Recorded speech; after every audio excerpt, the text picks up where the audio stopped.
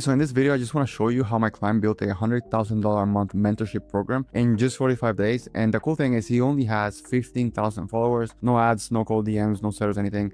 And today, honestly, what I want to do is literally show you everything and how we run everything behind the scenes so that you can also possibly do the same thing or create the same thing. If you don't know who I am, my name is Gus, and every single day I'm building a $1.2 million a year consulting firm, working with my clients, and the idea and the goal is that I can help my clients get to $1 million a month. And I've done this already, and I meet and speak with my clients every single day. And the goal of this is just basically show you everything that I'm doing, what's working, what's not working, what we're actively doing, what we were doing before, what we're doing now, and everything that I'm sharing with my clients to possibly help you with your business as well. So let's just jump right into it real quick. In this business specifically, we're building something that's consistently generating 100K for the time being, but then obviously the goal is to scale so that one, we can help more people, and two, so that we can combine everything that he was doing outside of this offer to get him more time back, have less one-on-one client interactions because we can't scale ourselves, and also make this more fun. There's more profit, and also having him get more time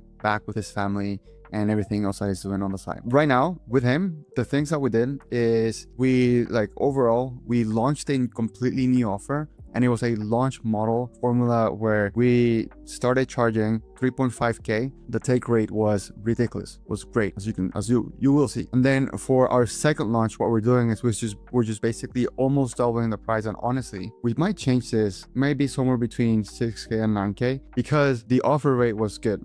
The other thing that we did is, and I hope you do this with any launch that you do, anytime you're saying we're only taking X amount of people, only take X amount of people. Don't be a liar. And don't do false scarcity. That's exactly what we did with him. Is we only took a specific number of people, and we were very transparent.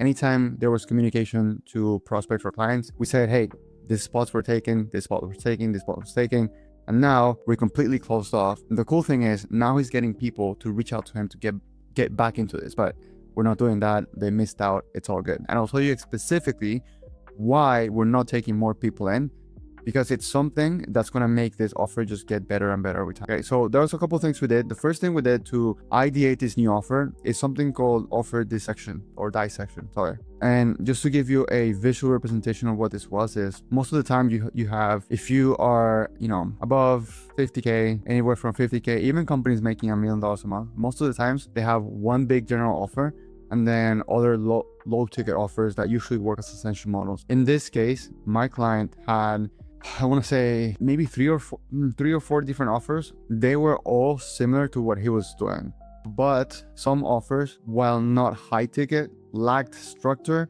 and they were very active offers, meaning it was one-on-one, and if you needed help, we'll jump on a call. I'll just respond to your messages on WhatsApp or Slack or Voxer or whatever. So it was very active, and while it was the highest ticket offer on his side, it took him a lot of time. It was very hard to track progress with clients. Yes, a lot of people wanted to be next to him because of proximity, but again, at the end of the day, money is great, but also if people are investing in us, we want to make sure that they're also getting a lot in return, and it was hard for him to track that in the back end. What we did with all his offers is we dissected all things. So one was pretty much one-on-one. The other one was group style offers like masterclasses, webinars with a fee. And then the other one, I want to say, was more of a consulting side. So what we did is we took all the offers that he had. We took the best and the worst of each offer. With the one-on-one, the best obviously was higher level individuals. They understood why, mentorship was good. There were people who were, more well-versed in business. They understood the things they needed. Offer number 2 was low ticket, low barrier of entry, but people got lots and lots of value. But it was a lot of time for him to deliver. I think this was the master classes. There was a lot of preparation. And this is an offer that's very, lack of a better term, scientific. There's a lot of data into this. There's a lot of knowledge into this. So to develop all of these master classes, it took him a lot of time. Basically, what we did was dissected each offer. What's the good thing about this one? What's the bad thing about this one? What's the good thing about this one? The bad thing. And the other thing we did is we asked for feedback. So we asked everyone in all of these offers what they liked, what they didn't like, and we just made one new big offer. That's what it means when this. So we took the best of each of offers, the worst, we took out the worst. What's the thing people need to get results? What's one thing people will love out of each offer to get results? what are things that if the offer only had one thing, what was that one thing? Meaning if everything else was taken off the offer, that they wouldn't care. That's exactly kind of what we did. So we created a feeder offer, which is the offer that fed off every other offer. And this was specifically, we hosted it on school. What we did is we took everyone else in these other offers and we pitched them into, hey, we're doing something new. Can we get feedback? What would you like? What wouldn't you like? And then again, it was just a huge feedback loop to create the perfect offer with people who were already in our ecosystem. So those are people that already paid him, people that already trusted him, liked him. By the time that we asked for feedback and they also saw what we were building, in the back of our minds or subconsciously, we were already selling the new offer without even having something ready. We're saying, hey, we're creating this is what we have or what we have in plan. What would be something that you would like to see in this new offer? And we just collected feedback through literally DMs and emails. It was super simple. Inside of this new offer, we're doing a high ticket offer time release, meaning everyone that comes into this offer is going to get access to a high ticket after a month in, which allows us to, in this month, make the offer better because we're implementing feedback loops. And also they're going to see that there's an opportunity to get closer proximity with the offer owner, which obviously the guy's a freaking genius and he's awesome at what he does. But we're doing this strategically as a time release. Then what we did after we kind of built the MVP and kind of built this skeleton, mind you, none of this is done yet. It's just this is what we're going, like the blueprint, basically. We did an offer ramp up, which is just finding out for him. Again, everyone's different. We found out for him what were like the best distribution channels for his offer. And for him, it was IG. And then literally, again, 15,000 followers. The fact that we could just use stories to warm up what we're doing here is incredible, because what we did is we told people what we were building, people who already warmed up to his different offers because people were familiar with the things he was doing, but not so much. He wasn't doing such a good job at showing people what he was capable of. So that's something we're getting better at. By doing this, in retrospect, we're already doing what we need to do, which is just showing people, hey, this is what we're doing. This is what I'm really good at. This is the results that we're getting, etc., etc. We use stories and content. And then he created a one sales asset, which the cool thing is, it's the simplest thing ever. The sales asset that he created was literally a behind the scenes look of what we were building. Literally. So like people saw what was behind the scenes of what he was building. And the sales asset was like, hey, if you want to see like what it takes to get to be this type of person, like I'm putting everything in school. If you want to check it out, just comment, I'll send it over. And the sales asset was sent via email, so that the lead magnet was sent via email. And the email had a Loom video behind the scenes. So it was a Loom video just showcasing the new offer, whatever. And it wasn't even built yet. Okay. And then we had two types of people, interested people and non-interested people. Interested people, after the thing was launched, we were indoctrinating people. And we did create a launch sequence formula for emails. It was I think 4 or 5 emails launching the thing through different emotional triggers, etc. At the end, we just sent the Stripe purchase link that had incredible take rate. People who were not interested, we're taking all those people into indoctrination sequences.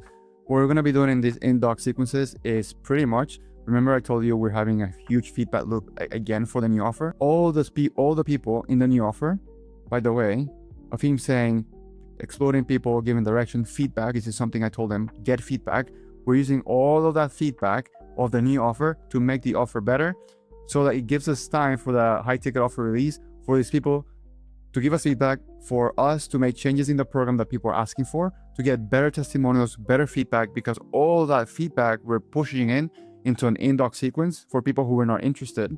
And the goal is, based on the feedback, based on everything that people were telling us and asking questions, we are already destroying objections in our email through an indoc sequence. So the goal is to get these people who are not interested into the second tier, which is a higher price point, basically. So that's what we're doing with the offer ramp up. What we did is, I already talked about this offer packaging, and then the school architecture is basically, we put everything in school that people told us they wanted, but we also managed to do it in a way that, what are the specific steps people need to take that allows us and guarantees us that if somebody goes through a specific steps in this specific chronological order, they will get the results they're seeking, thus giving us just better testimonials. It's just how we manage to do everything. Better school architecture for better client results, having a lot of feedback loop and client indoctrination. I already talked about that. And then we do a client ascension model. This is like a huge ninja move. Not a lot of people do this.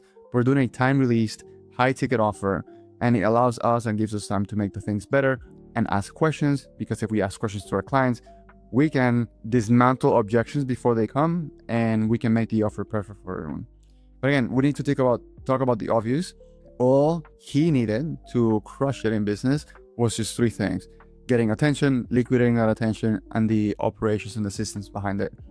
The eyeballs, which is just the attention generation, I kind of talked to you about that. It was through the ramp up models and, pretty much one-on-one conversations with people. The liquidation was creating a super badass offer, and just in this case, liquidation was just through email, sending a Stripe link, huge offer take rate, which is awesome. Operations behind it, that what we're doing here is now we're getting to know what works. We're pushing ads later. We're tracking everything. We're now doing better email infrastructures, because guys, like, the emails were being sent from a personal Gmail because we wanted to get quick MVP, great product market fit, and it worked. So now it's okay. We're building all the systems around the foundation that we built, better email infrastructures, then hiring assistant coaches for him so that he can have more time into doing the things that are bringing cash, which is more of attention, more content, more conversations, etc.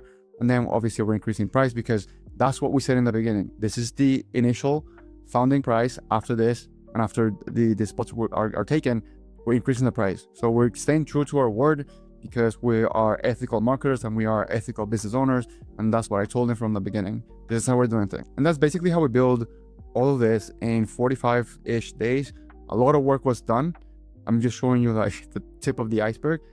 But in truth, like in full honesty, I see this offer getting to easily 200 to 500K a month if we do the right infrastructure, and if we just ignite attention generation so that it's not just all organic. Mind you, if we can get to organic at 6K means is that if we sell 17 packages every month, we're already making 100K.